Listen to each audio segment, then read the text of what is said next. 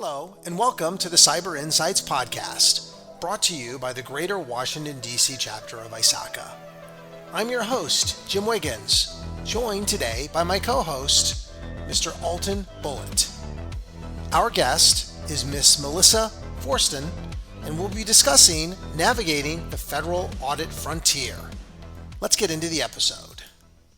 Today's episode, Navigating the Federal Audit Frontier, focuses on the vital role federal IT audits play in ensuring compliance, strengthening cybersecurity, and mitigating risks across government agencies.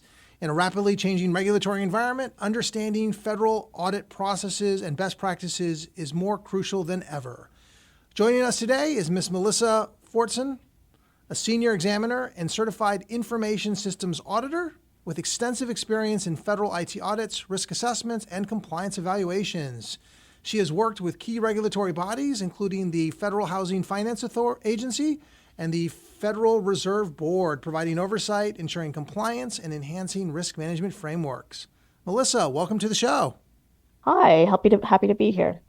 So we're really excited to have you here, and we thought that what we could first off do is basically ask if maybe you could provide a little bit of your journey in terms of what led you to specialize in IT audits for federal agencies, and how did you come to do what you do today? Absolutely. So, my background is actually in accounting, and right after school, I went to go work for the Federal Reserve Office of Inspector General in there as an auditor. And I was sort of interested in seeing what the IT audit group was doing. And so I decided to do a couple of trainings here and there. When I was in college, I had gotten involved with the local ISACA chapter in New England, and then when I moved down here, I got involved with ISACA-GWDC, and they had a really great event years ago that was basically for people like me who were in finance and accounting and who were looking to move over to IT audits. And so just through talking to them and kind of getting an understanding of what that journey looked like, I felt that it was something I wanted to go down. And so I decided to officially apply for a job as an IT auditor after, again, doing some training. I had started my graduate degree in cybersecurity with the University of Maryland Global Campus. And so the very first project I was on was FISMA, and it was a really amazing opportunity to sort of get really just thrown into the world of IT audit. Understood. Hey, so let's talk a little bit about that a little bit more. So you talked about how you've done, some work at FHFA and, the OIG at the Federal Reserve. How have those experiences shaped your approach to IT audits and risk management? I mean, again, I came into the IT audit world in FISMA, and so you just learn a lot. It is a very wide breadth everywhere from risk management, configuration management, data privacy protection, contingency planning. So you're really hitting all those main domains under the cybersecurity framework and seeing how all of it really ties together. And so I think having that FISMA background really has helped me to be able to tie pieces together. And it's really helped with designing and strategizing future projects. Understood. So I know that there's been some significant changes over the years in terms of the focus of different, audits at the federal level. We've seen obviously a rise in cybersecurity risks, and of course, new regulations are always on the horizon. What are some of the bigger changes that you've seen in federal IT auditing since you've been involved? Yeah, so I think the biggest pieces were I came in during COVID. And so supply chain risk management has become a much bigger conversation, not just talking about third parties, but also talking about fourth parties, fifth parties. What does that look like for each agency that we're at? The other areas is, AI has become a hot topic in tech. And so it's flowed into government. Not so much us using it because a lot of government agencies currently are not using AI ML, but seeing how the areas where we regulate, like what plan do they have as they start approaching, using AI? Yeah. So, Melissa, I wonder, I wanted to get your perspective on your transition a little bit more in terms of you mentioned that you took some trainings. So, in your journey, what you found more helpful than others? I wanted to talk about that a little bit. Yeah. Maybe not necessarily certifications, maybe like free form training, self-paced, or maybe like structured Absolutely. academic. So I think the best thing for me was when I was in college, the ISACA New England chapter, they had a student rate of like $10 or something for trainings, Mm.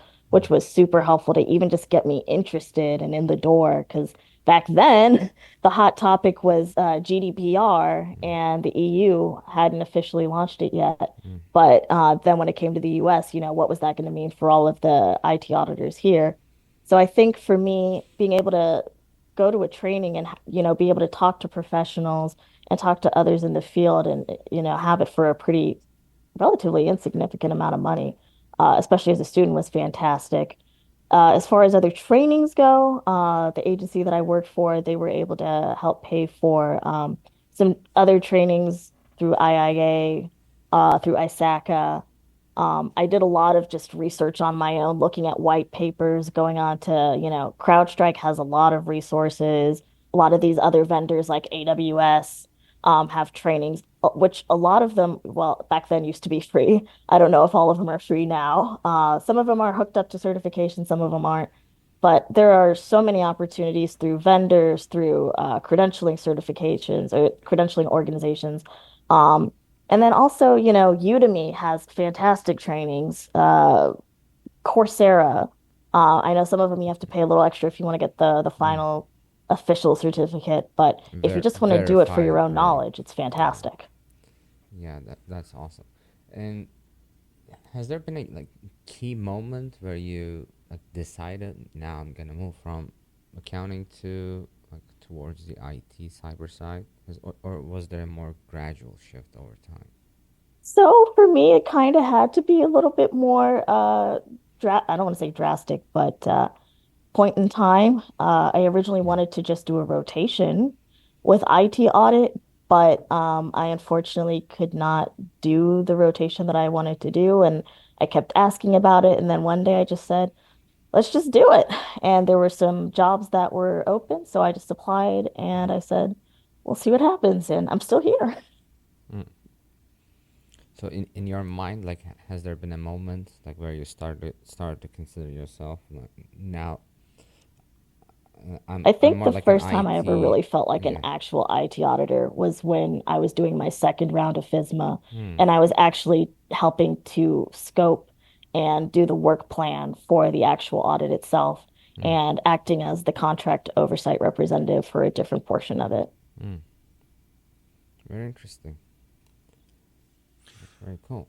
So, let's kind of shift into some of the main topics of today's discussion in terms of like the whole, federal audit frontier. When you hear that term, and if someone were to come up to you and say, well, what does it mean to do a federal audit? How do you explain that to like a newbie or somebody who's not real familiar with the requirements that are out there in the federal space? I mean, I would say there isn't anything particularly special. I think everything we do is we're doing the due diligence that's necessary based on the risk. And, obviously the risk for a lot of federal agencies can be significantly higher. So there is a lot of private data that's being processed. But I would say overall, if somebody were to just ask federal audit, I'd say, agencies have different priorities and making sure that those priorities and considering the assets that are included within those priorities and the mandates of those agencies, it's going to be a little bit different than your sort of cookie cutter out of the box, you know, review for, say, access management or something. Understood. Understood. Let's talk about methodologies for a moment. So, when we think about a federal IT audit, what are the foundational elements and how might they kind of, I think you may have alluded to this already, but do they differ in any ways from the private sector? I mean, first and foremost, we love NIST. From my brief experience in the private sector, ISO IEC tended to be more of what people were using. Sometimes I would see, the language of the control was sort of designed by the organization and agreed upon with the client. Whereas in my federal background, what NIST says is pretty much what NIST goes. And granted, it's not regulation, but that's kind of what we're using is that 853, anything from the cybersecurity framework. Those are really what we're using as opposed to having a little bit more flexibility that maybe the private sector has. So that does differ then, right? Because I know the NIST documentation tends to be guidance, whereas like the ISO stuff out there are actual standards. Right. How does that differ Right. in terms of the implementation? Like do agencies then use the guidance for all intents and purposes kind of as criteria or as a standard? Yeah, so in my experience with the Federal Reserve, you essentially are using NIST as the criteria. Obviously, you can the people who we have oversight can say, well, this is just NIST guidance, and sometimes you do have to have a conversation about, does this particular set of guidance really, you know, does it really apply to the agency and how it's set up? And sometimes when you have those further discussions, the answer is no. And that's all part of, any audit would be discussing with management, hey, this is what we're potentially finding, and then getting them to understand sort of where you're coming from, and essentially really having buyback before you just start issuing recommendations or re matters requiring action. Understood. Understood. You brought up artificial intelligence early in today's show, and I wanted to ask, while I know you indicated that a lot of agencies aren't allowed to use it, how do you think that AI and other emerging technologies are beginning the process of transforming, the federal audit space? Any indicators or any signs that AI is starting to be incorporated into the audit process? So for at least the agencies where I work at right now, no, but I am so excited to see the potential that AI has. So what is that potential? Maybe you can speak to a little bit. Oh How, yeah, how I would you mean, envision it to help out? there are so many different like I don't want to say necessarily mundane tasks that are part of like an audit. For example, one of the very first projects I had was designing an audit work plan or an examination work plan. And I thought what I had was pretty good, but then I said, I'm not necessarily asking for any sort of information. So I just asked ChatGPT, hey, if you were going to put together a examination on XYZ topic, using XYZ as criteria, because a lot of the criteria is publicly accessible, Sure. what would you ask? And it hit a lot of the different areas that I already had, but then there were definitely some areas that I don't have as much experience in, where it was able to know to dig a little bit deeper in some areas. So that's just, right off the bat, it's just designing your audit. And then also, being able to take large amounts of data, like, can you take data from Splunk or whatever your SIM is, and then see if you can start using that to identify trends? And then can the AI start to identify trends and learn, hey, I'm identifying that this particular data, when it does this, this, this, and this, is this a trend? And then coming back and being able to say, oh, I hadn't even thought of looking in that direction. Do you suppose that there's a potential to actually increase the size of sampling that needs to occur with AI? That's a fantastic question. I think as we're in a very nascent, I guess, space with AI, the more sampling, the better, the more we have an opportunity to train it, the better. But that also kind of goes to just how we're governing that AI in general. And that's a conversation for a whole other podcast. Yeah, no, absolutely. I've been kind of envisioning, for auditing the potential to, rather than have that small sample size, maybe at some point you're able to like look at the whole population, right? Oh Because you've yeah, got all the absolutely. technology that's Like available. full testing, Yeah, you know, you absolutely have the potential to do that. yeah. And I know there are some federal agencies out there that are starting to play with AI, and I know a couple of them, I won't mention them, but a couple agencies that actually have their own instances of, for example, ChatGPT. So I'm really excited to see how the federal ecosystem really starts to adopt a lot of this really cool technologies. Oh, likewise. Absolutely. Okay. So talk to me about, managing multiple projects and deadlines. It's got to be a major challenge. I know that you talked about FISMA. FISMA has a very specific calendar cycle every year, like what, from like April to Yes. October or something like that. how do you balance all the priorities? Maybe you've got a FISMA audit, maybe you've got, a FISCAM audit, I don't know, maybe you've got localized audits. How do you try to keep all that stuff straight, ensuring that the audits remain thorough and effective? So a lot of that really has to do with the strategizing for the year, and making sure that if you do have a specific project that you want to dig deep into, sometimes you can have that project feed into your FISMA results, so you're really not doing double work for the year. Otherwise, FISMA obviously takes the priority, and we were a really small shop, so FISMA was pretty much most of what we did. And then the sort of last remaining months was small wrap up of other little projects that we had here and there. But a lot of it really is, can we use work that we either start with FISMA that can roll into another project, or do we already have a project that's going on that can help inform how we scope our FISMA? Real quickly, before I turn it over to Altan, I wanted to ask a question. Do you find that some of the testing or some of the assessment work that you do throughout the year may be reusable in other audit areas? Oh, yeah. I mean,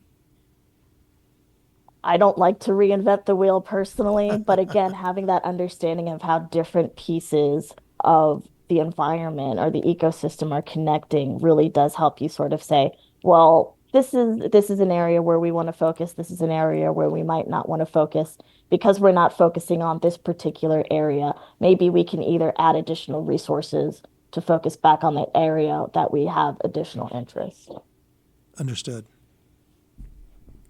Okay, so I want to shift gears a little bit, Melissa. So I want to get your perspective on your day to day. Like, what are your uh, most like problem areas that you face? Like challenges, maybe people, technology, or shifting requirements.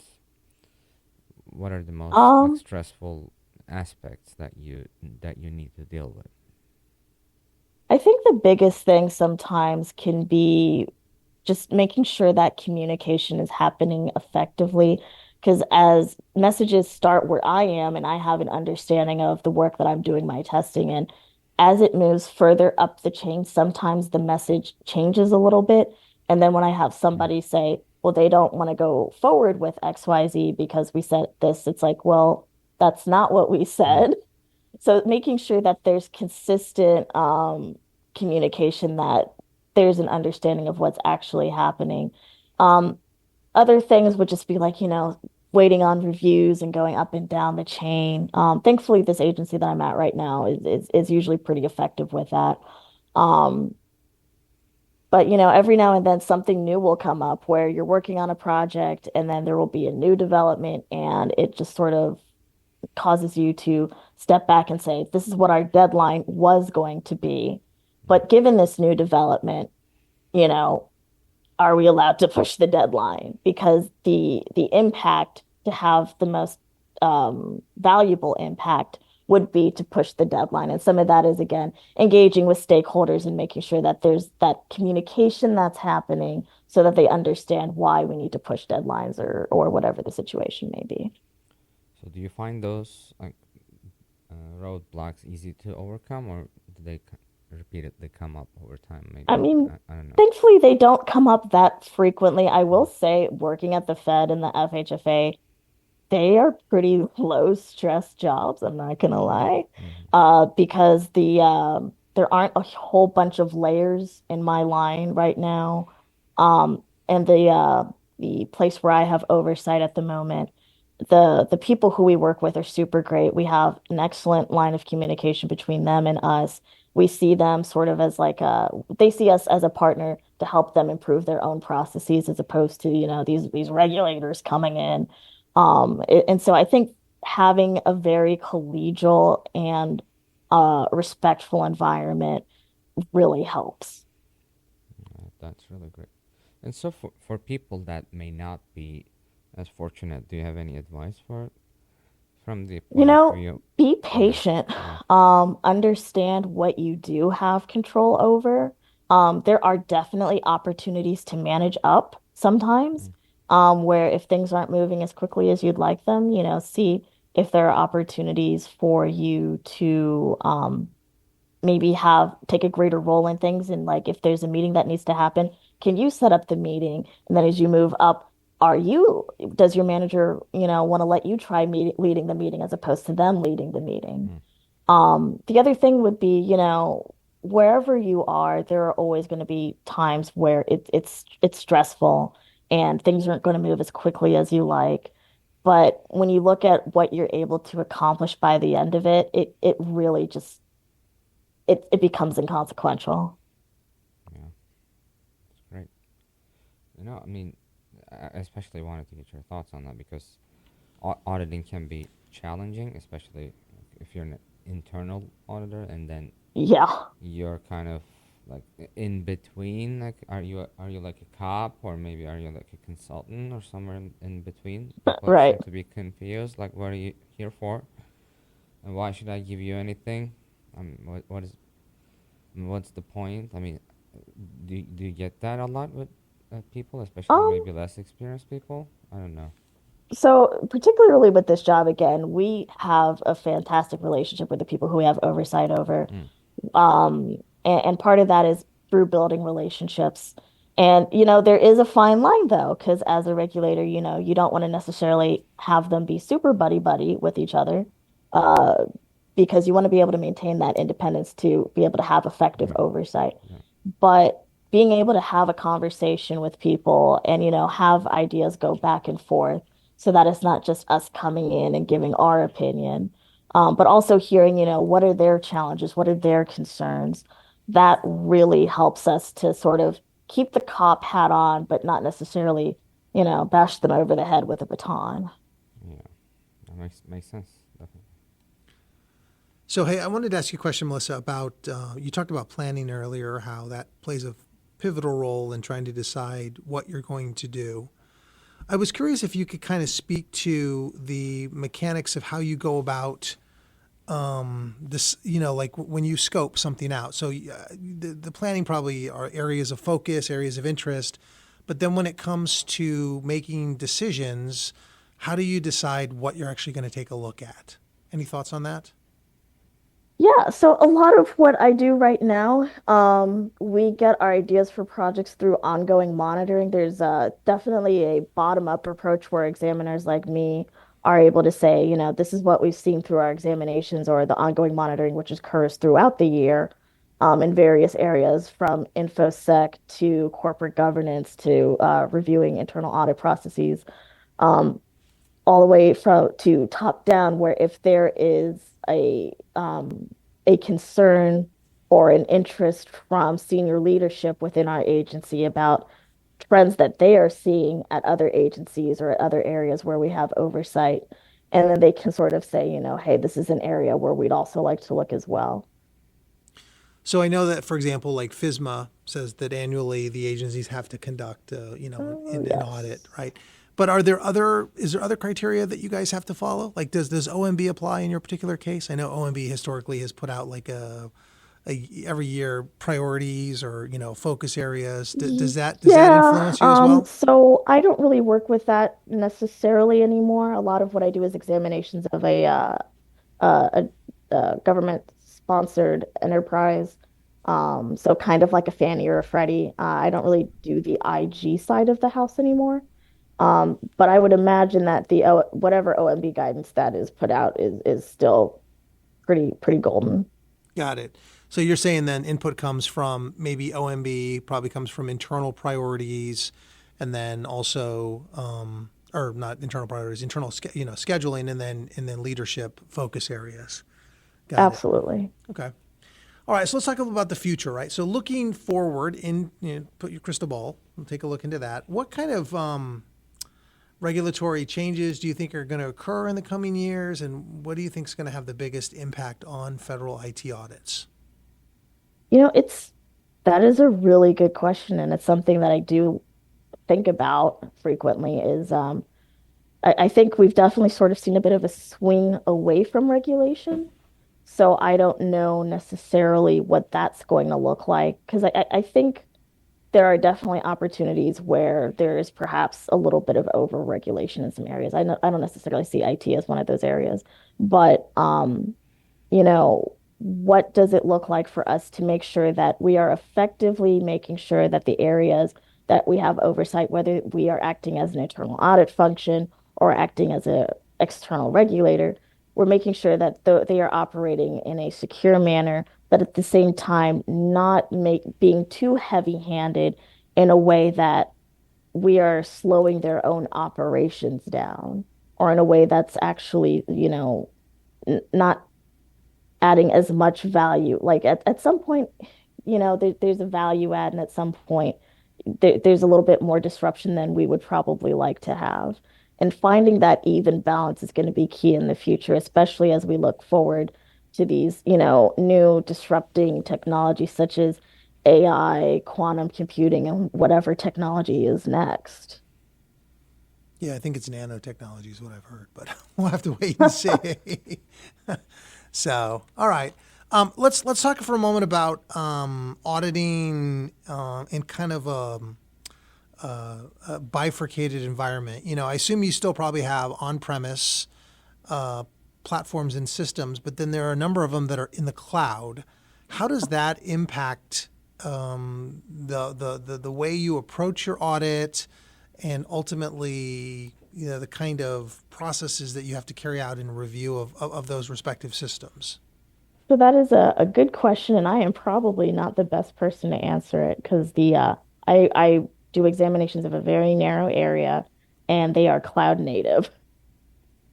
Got it. Okay. So you're totally like focused on Yeah, like, they were born in the cloud. Everything is in the cloud. But it does add a certain layer of, cloud concentration risk is something to consider, and how their resiliency planning is effectively, considering the different areas where they are.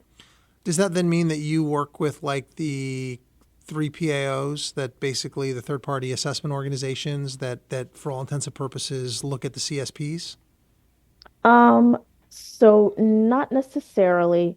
We the examination group I am in is relatively new. Got it. So our cloud assessment is not necessarily going into that level of detail. It's more so ensuring resiliency of certain pieces of it, and not necessarily on the cloud service provider side of the house. Got it. Got it. Okay. Understood. Understood. And how the entity that we have oversight of is effectively planning in case of, any sort of disruptions. Well, it just shows you how multi-layered the federal government is in terms of all the different players and who does what. No, got it. Okay. Let's talk about cyber threats, right? So cyber threats themselves are, as we know, becoming more sophisticated. You've got ransomware attacks that are out there today. Um, any guidance on how federal auditors can stay ahead of these risks while maintaining compliance and conformity with all the necessary standards? Well, I mean, I think compliance is definitely like, that's the first step, but any sort of compliance is coming from criteria, and criteria takes time to pass and time to implement.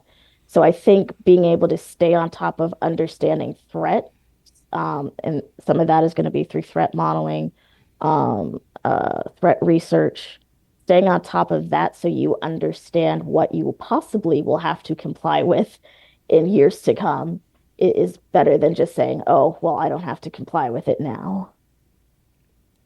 So, Melissa, do you feel like the existing compliance frameworks and requirements are capturing what the enterprises need to be able to defend themselves against evolving I cyber threats, think, or are they capable of keeping up? Or what are your thoughts on that? I mean, are they able to keep up? No, I don't think so. I think technology is moving way faster than any sort of compliance or regulatory body is ever going to keep up. Um, but what we can do is we can provide guidance through frameworks for how to approach things, because a framework doesn't necessarily give you prescriptive guidance. It gives you an idea of how to approach the problem, or how to approach how you set things up.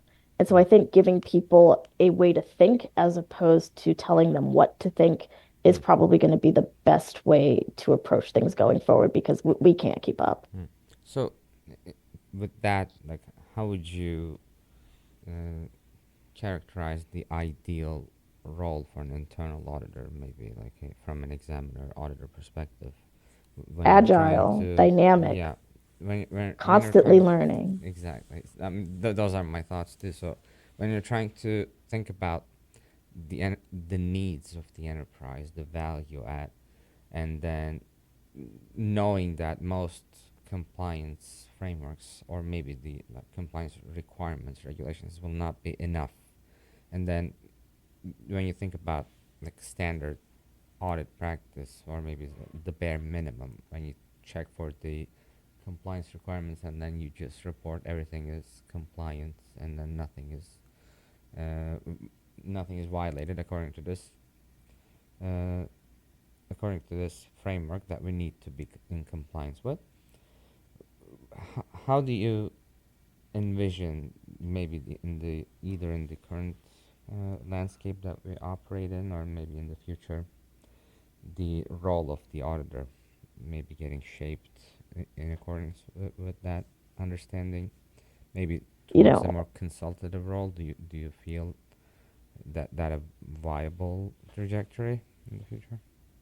Um, I do hesitate with calling an auditor a consultant just from a matter of independence, Yeah. where if the auditor is consulting management and how to do things, who is effectively having effective challenge Hmm. over that auditor? Hmm. That would be my first question. Yeah. But as far as like working within the landscape now, I think again, there has to be that solid bar between the audit or between the third line and the first line or the examiners and the regulatee.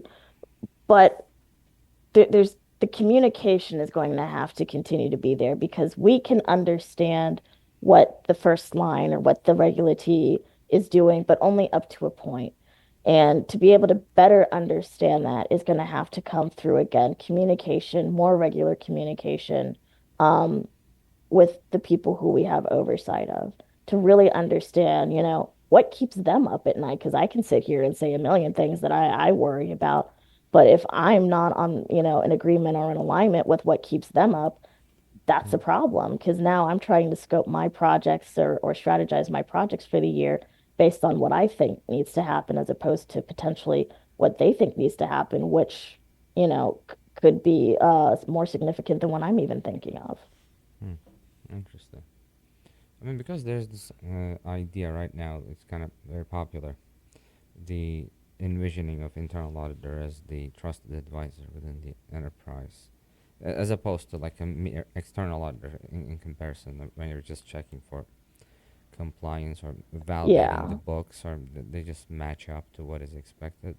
I mean, that's kind of difficult idea, as you said. Like you have the independence on the one hand, and you also try to provide value, maybe like beyond compliance. How can the audit function or maybe the inspector general in some enterprises Yeah. add value beyond validating compliance? That's the like I think the thought best thing process we that. can do is continue to do our jobs. Mm. But as we go forward and we create our recommendations and as we craft them, I think we need to be more deliberate in seeing the whole ecosystem as opposed to just, I am trying to fix this one little thing. Mm. And part of that is really, getting to a good root cause is probably the best way that we can really help is through giving them a root cause or a recommendation that addresses a root cause as opposed to a symptom of another cause. That's where we, I think, are going to add value. I don't think the internal audit role is supposed to tell management necessarily, hey, we want you to use this tool over that tool. That's not really where we're going, but we can say potentially when you are considering, I don't know, some zero trust toolage or whatever, Mm. um, these are areas where we are Yeah. going to be looking at, and these are areas where we want to make sure that we are definitely complying. Yeah, I mean, Um, totally. I mean, especially like, as you said, offering some like tool suggestions would probably not jibe with most Right. units So it's do. like, finding that healthy Yeah, balance and what that looks like. I think, like you said, it's going to continue to evolve as we see the role of the internal yeah, auditor yeah. or the examiner I was slash thinking more. regulation I was thinking more function in line in evolve. yeah, more in the line of uh, like maybe risk analysis, keeping tabs on key risk indicators, and being proactive with management and like understanding their priorities. Like I was Right. thinking more on that And again, that comes side. Yeah, to effective communication, yeah, whether that's having a shared dashboard. And I know everyone hates meetings, but sometimes there's a reason to have them. And having effective conversations where you're able to have discussions is one of them. But if it's just a matter of, hey, did you read the dashboard? That could be an email. yeah, yeah, totally. Okay, hey, I wanted to ask you a question about scoping. I brought it up earlier, and I want to come back to it for a moment. We talked a little bit about like how you determine scope in terms of like what are the inputs to it, but I was curious if you could maybe discuss factors that influence how deep an audit should go into an agency's IT infrastructure. What are those like considerations that you actually have to like work through to make those kind of determinations? So the most practical one is resources. How many people do I have? How much time do I have? Um, and so that's usually where we start is with actually what all do we need to get done? And then it just sort of gets scaled back. Now with FISMA, it's really nice because there are the FISMA metrics, and those metrics tell you, these are areas where you're going to have to score them. So as long as we hit the metrics, we're solid. If we can do the metrics plus we had a previous concern from a different audit or a different project, then we can go back and say, okay, well, let's add this or let's add that. Or if it's a matter of we have our audit work plan and now I need to scale things back, it's a matter of where are we perceiving the most risks through, again, conversations we've had with the regulatee or the auditee. Understood, understood. Since we're talking about operational components with regard to auditing, I wanted to bring up continuous monitoring because it's historically Yes. been a big focal point. You know, just for our audience purposes, if you're not familiar with continuous monitoring, a lot of audits are done kind of more, kind of static and point in time. But continuous monitoring is, as we mentioned, gaining traction. Can you maybe just explain what that represents and how that could be useful in lieu of, let's say, an annual audit or a quarterly audit or a biannual audit? Yeah, absolutely. I can give you a perfect example of that. So last year when I was doing my ongoing monitoring, which is, I guess, what our agency would refer to as a continuous monitoring, essentially, is it's not necessarily a point in time audit. It happens throughout the year. And so Q1, Q2, I was able to reach out to them, just sort of, can we set up a meeting here and there to ask questions? Because I thought we could potentially have a project in a particular area. And through those conversations, I was like, there seems to be pretty minimal risk. It does not make sense for us to do an entire project here. Whereas this year we had the exact opposite happen, where through ongoing monitoring, we had a conversation in an area where we were like, we can scope out that project completely. And through that continuous monitoring, we were able to say, no, we need to do a full project, which we're actually following up on right now. So, do you think that there are any challenges that agencies face when they begin the process of implementing continuous monitoring? As I understand it, it's a pretty there's quite a bit of work to put it into Yes. practice. To do it well, it is a lot of work. It is effective planning, effective communication for expectations, um, because you can't just sort of say, I'll check in on this once a quarter and call it continuous monitoring. That's not what we're talking about. But we're also not saying, every week I need to figure out what's going on. So I think if you have a very broad understanding of these are the stakeholders who I need to talk to, I need to talk to the risk management people, I need to talk to InfoSec or however the particular agency's organization is structured. Um, Identify your stakeholders and who you need to have conversations with. If there are meetings that you're able to be an observer at, that's fantastic. That's one of the things that we do with our agency. And it helps us to provide additional insight into our own work papers, But again, it's as an observer, not as somebody's trying to come in and, have like a gotcha moment or whatever. Not that we ever try to do that. Um, but again, identify your stakeholders, make sure that there is effective planning of what do I want to understand by, say the first quarter or the second quarter. And by the end of the year, what do I really want to understand? Or what do I want to be able to support? So you brought up work papers, and that's, of course, a tracking and a documentation element of the audit.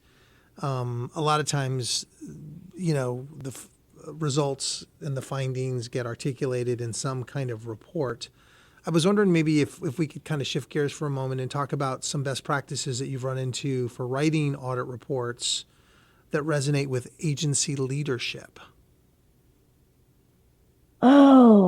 That depends on which agency leader you're talking to. Okay, fair enough. And that's probably my first thing is know who your audience is. Got it. Is there are some people who are going to be in your review line where they like things written one way, so don't try to write it a different way. But as far as like effective auditing or, report writing practices for IGs anyway, the way we do reports is pretty much all the same. Executive summary, findings, you have your charge paragraph, then you build things out, you wrap up with your recommendations. But really, again, is understanding your audience and how do they like things to flow and making sure that you are effectively communicating what the issue is and why it's important. Because if you're not giving them the so what in a way that they understand, or even understanding like the issue itself, being able to take the sort of techese and the jargon and cut through all of that to say, this is essentially what the problem is in the most plain language you can possibly think of. Because, it sounds really fancy when we use a lot of the different acronyms and abbreviations that we have, but you don't need to sound fancy in front of leadership. You just need to sound like somebody who knows what they're talking about. Yeah, that makes sense. I did want to just ask a quick follow-on question before I turn it back over to Altan for a second. But, when you're getting ready to report and you have a certain set of findings, what kind of pre-existing communication or negotiation are you going maybe with the system owner or the auditee or whoever before that ultimately gets published? Is there a back and forth that happens? In other words, we found this, let's brief you on it before we put it into the report, or how does that kind of process unfold? I mean, for the sake of maintaining a decent relationship, I certainly hope you're having those conversations. So for me, what I like to do is I like to start keeping a tab of, what are preliminary observations I have? It might not actually be a finding. It's just little things that I'm noticing along the course of my audit or examination.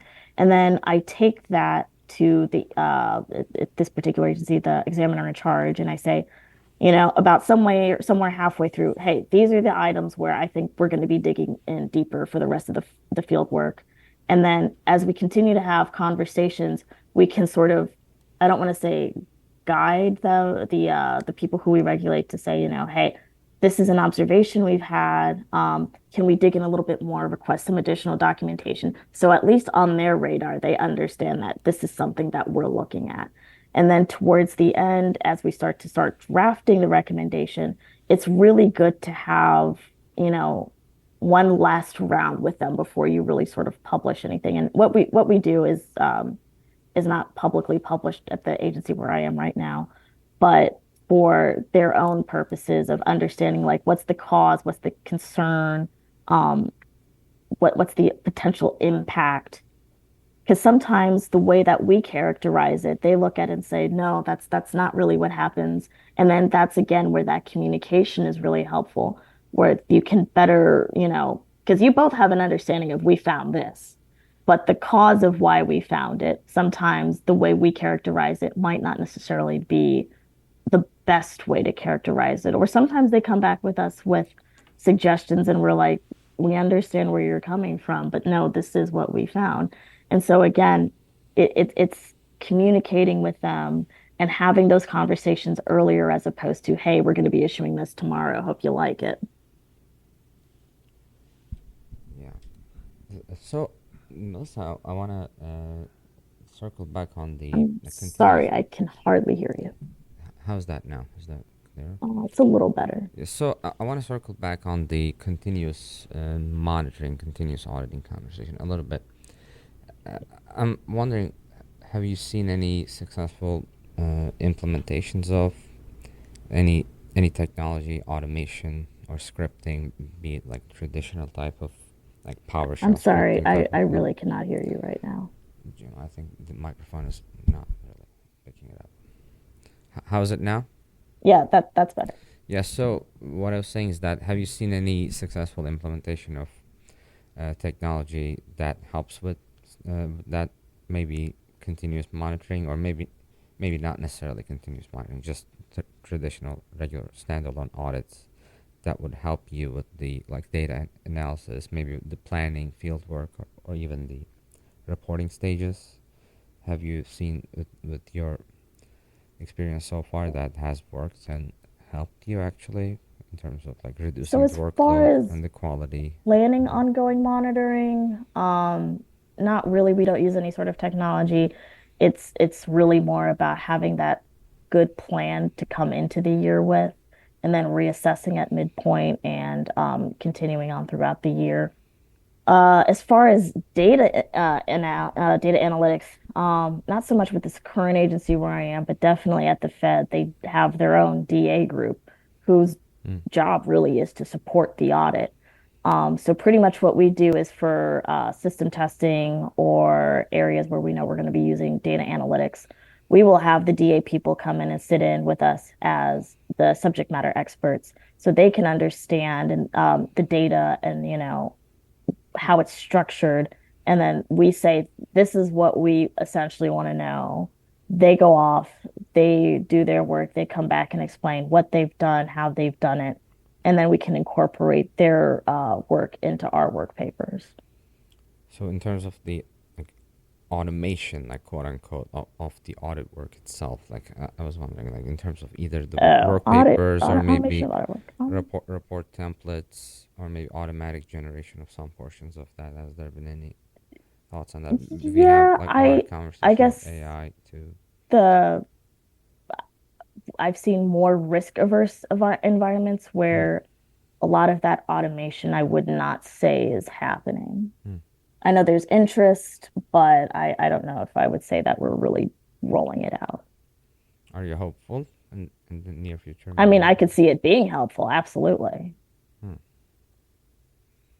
Interesting. Okay, so I want to talk to you about like guidance and your experience and professional development, things along that nature. One of the things that I wanted to bring up that is pretty obvious in our field is that the cyber and even the audit space to some extent has traditionally been kind of a male dominated environment. I'm curious, have you faced any unique challenges or opportunities as a woman in this field? That's a good question. I think for me, it's given me sort of a additional incentive to making sure that I have my T's crossed and I's dotted, and making sure I sort of, for lack of a better word, have some street cred when I walk into a meeting. And one of those ways is through having a few letters after your name, be that CISA, CISM, CISSP, whatever it is. Because at a minimum, people have an understanding of there is a base level where you are, and I understand that. So, based upon that response, any additional advice that you would give to women that are considering careers in the IT audit and or risk management areas? I would say absolutely, if you're looking at it, go ahead and give it a go. Make sure that, you are putting in the effort that is required. And if you are in a meeting where you know it's going to be a tough crowd, make sure you're putting in extra. But if you are confident in your results and you're confident in your message, be confident in the meeting. Understood. Understood. Also, kind of building upon this whole idea of kind of guidance for people that are, potentially going to be entering the field, not necessarily gender specific, but just in general, what kind of essential skills or experience would you recommend anybody looking to get into, the federal or just the IT audit space for that matter? Absolutely. So, I would say have an understanding of why you want to go into cybersecurity. Have an understanding of like sort of what your potential, what your strengths are, what your weaknesses are. For me, when I came in, I really did not know a lot about networking security. And I feel like I've heard many a joke where it's like, oh, I joined cybersecurity, then I learned about networking. And so I would say make sure you understand where your potential weaknesses are going to be and definitely do some online trainings. There are so many YouTube videos that are out there that you can watch. The other thing I would say would be if there's a particular cert that you think you want to get, go ahead and see what it takes to get one. If you work for an agency, they might help pay for it, which I would also look into. I would highly recommend looking into. And I think just in general, don't be afraid to give an opportunity a try. Like if it's something that you're like, I never would have considered doing that, that's all the more reason you should do it sometimes. Understood. How about misconceptions? Do you think there are any out there that are connected or reflected in terms of the way people think about, for example, federal audits, and how might they differ from any kind of reality that you think that you've run into? I mean, I guess when you hear audit, you think boring. When you think cybersecurity, you hear cyber, and people just think it's the most complicated thing out there. And I think a lot of what we're doing really is common sense, but we just give it really different titles or it's under this particular name or this particular framework. So I think the misconception is I'm not trying to say it's not hard and I'm not trying to say that there are not people who are specialists who are paid a lot of money to be specialists for a reason. There absolutely are. But for somebody who's just looking to sort of dip their feet into potentially being an IT auditor for the federal government, you chances are you know a lot more than you realize. And if you don't feel like that, it is so easy to change it in the world where we live today, where there's so much access to information.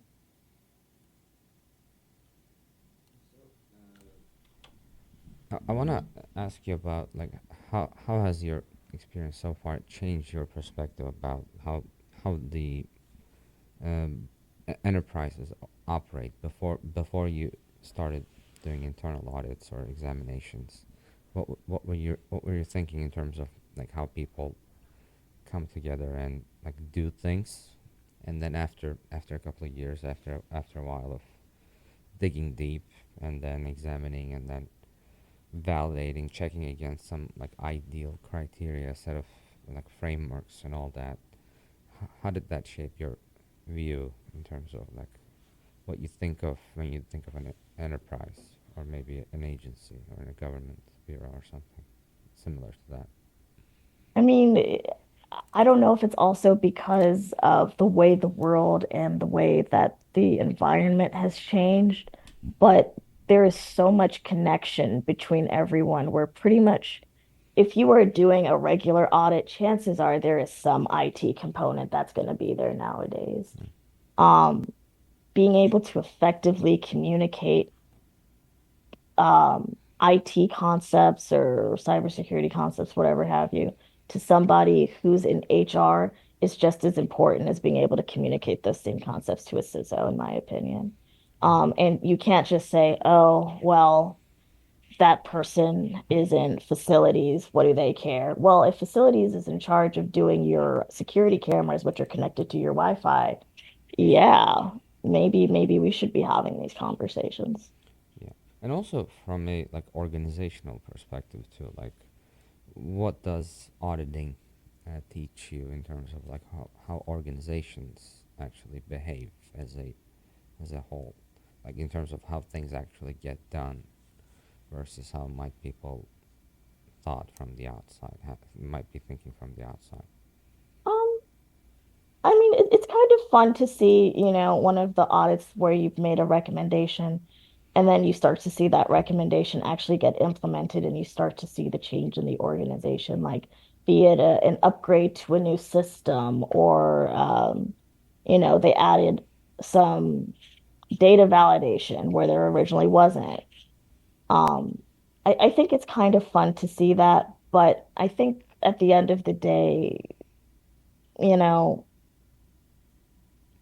where I usually see audits impact it is going to be in the meetings when we're talking about risk and how we're assessing risk. And, the auditors really are the sort of behind the scenes people. Mm. For lack of better words, they're like the people who do the lighting at a play. You never see them, but if they weren't there, you really would not enjoy the show. Yeah. So, when you think about the compliance requirements and all the standards frameworks, and then like why they're necessary in the first place, like when you think about people have like decades of experience in their jobs, but you still need compliance frameworks to tell them what they need to do. Why do you think that's the case? Like from the auditor's point of view, why do like experienced professionals need to be told what is the right way to do things, and then check did they actually follow through? So, as an auditor, I guess I would approach it less from an area or an examiner. I would approach it less of an area of this is what you should be doing to be correct, as opposed to getting them to understand, oh, why aren't we already doing this? Because this is how we are going to be a more secure and a therefore more successful organization. Yeah, I mean, m- I'm asking more about like why do you think that those requirements are like necessary in the first place? Like in Like terms of the or requirements for, I'm sorry. any complaint, like FISMA, for example. Oh, Why do our agencies need a compliance framework in the first I, place? I think just in general, the first line of defense, Mm. they are so focused on achieving the mission, Mm. the operational need that there is. The second line is there to sort of say, hey, how are we considering risk in this? Mm-hmm. But having that additional third layer of review who's able to come in from the outside, through an audit function, through a Mm. regulator function, and using whatever framework you have, come in and just sort of be that objective, independent voice Mm. is incredibly helpful. And again, it also can provide a whole other perspective that can then be communicated to management and leadership, which does add additional value to, who the auditor or what the auditor is doing, Yeah, a or great what way the to examiner or regulator is great way doing. to balance out the incentives. Would you say maybe to I'm sorry? great way to maybe balance out the incentives, like having some sort of like second line and third line on top of the immediate operational requirements that a unit needs to fulfill, and Yeah, having I mean, that I like think it oversight. provides an equal opportunity for feedback, from the people who are doing the work, the people who are trying to consider risk, and then just having that extra layer is never going to be of zero value. Yeah, absolutely. Okay, Melissa. Well, hey, we are out of time. We want to thank you so much for joining us today and sharing your expertise on federal IT auditing. Absolutely. Thank you so much for having me. Absolutely. Thank you, Melissa. And to All our right. listeners, thank you for tuning in to Cyber Insights and ISACA-GWDC radio show /podcast. You can check out the chapter's website at www.isaca-gwdc.org. Be sure to subscribe to the show and join us next time as we continue exploring cybersecurity, IT audit, risk management, and governance. Until then, stay secure.